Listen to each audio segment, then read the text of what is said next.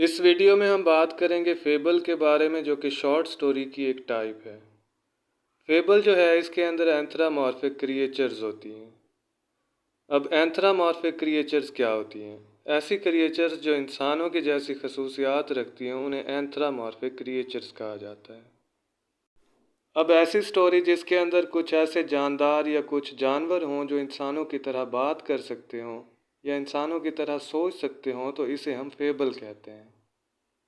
आइए इसकी एक एग्जाम्पल देखते हैं। हमने बचपन में एक स्टोरी पढ़ी थी लोमड़ी और मुर्गे वाली, कि लोमड़ी मुर्गे के पास आती है, उसे कहती है कि तुम्हारी आवाज़ बहुत अच्छी है, और इस तरह की और भी काफ़ी सारी बातें करते हैं वो दोनों। तो इस स्टोरी में हम देखते हैं कि वो दोनों हैं लोमड़ी और मुर्गा, लेकिन वो इंसानों की तरह बात कर रहे हैं। तो इस तरह की जितनी भी स्टोरीज़ होती हैं वो फेबल्स में काउंट होती हैं। तो ये स्टोरीज़ ऐसे लिखी क्यों जाती हैं? इनका मकसद क्या होता है लिखे जाने का?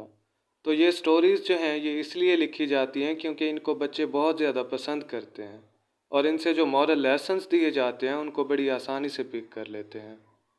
उम्मीद करता हूँ कि आपको आज की हमारी ये वीडियो अच्छी लगी होगी। अगर वीडियो पसंद आई हो तो इसे लाइक कीजिए और हमारे चैनल को सब्सक्राइब कीजिए, ताकि इस तरह की मज़ीद वीडियोज़ आप तक आसानी से पहुँचती रहें। अपना और अपने प्यारों का ख्याल रखिए। अल्लाह निगहबान।